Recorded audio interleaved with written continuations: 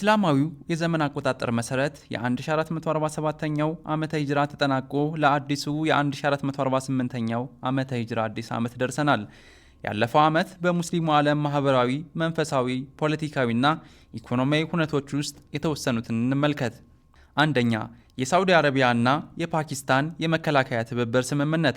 ሳውዲ አረቢያና ፓኪስታን በጸጥታ በመከላከያ ትብብርና በድንበር ደህንነት ጉዳዮች ላይ የጋራ ስምምነት ላይ የደረሱት ባሳለፍነው ዓመት ነበር።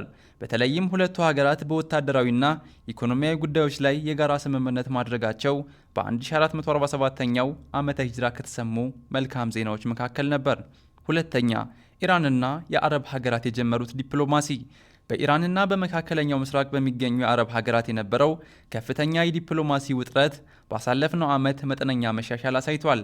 አሜሪካና እስራኤል በኢራን ላይ የከፈቱት ጥቃት ሀገራቱ በጀመሩት ዲፕሎማሲ ላይ መጠነኛ እንቅፋት ቢሆንም ኢራን ከጎረቤት ሀገራት ጋር ያላትን ዲፕሎማሲያዊ ግንኙነት እያጠናከረች ትገኛለች።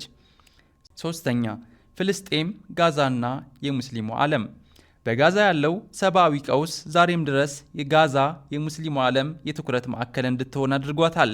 የአረብና የሙስሊም ሀገራት ለፍልስጤማውያን የሚጠበቅባቸውን አላደረጉም ተብለው በሰፊው ይወቀሳሉ። ነገር ግን የሙስሊም ሀገራቱ ዛሬም ድረስ በፖለቲካ ቢሻኮቱም በፍልስጤም የሰብአዊ ጉዳይ ላይ የሰላም ጥሪን ከማሰማት ጀምሮ የሰብአዊ እርዳታዎችን እየላኩ ይገኛሉ።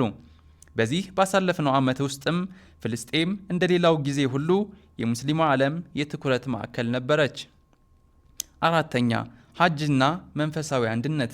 በዘንድሮ ሐጅ ከፍተኛ ቁጥር ያለው ሁጃጅ የተገኘ ሲሆን ከ1.7 ሚሊዮን በላይ ሁጃጅ ወደ ሳውዲ አረቢያ ማቅናቱ ይታወቃል። የ1447ኛው ዓመተ ሂጅራ የሐጅ ስነ ስርዓት ከሌላው ጊዜ በተለየ በከፍተኛ ቴክኖሎጂ ታገዘ ነበር።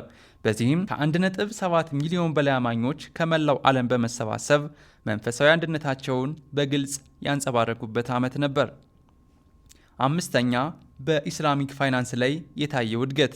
የመካከለኛው ምስራቅ ሀገራት ኢኮኖሚያቸውን ከነዳጅ ጥገኝነት ወደ ቴክኖሎጂ በመቀየር እንዲሁም በኢስላሚክ ባንክና ሸሪዓ ፋይናንስ ዘርፍ ትልቅ ለውጥ ታይቷል።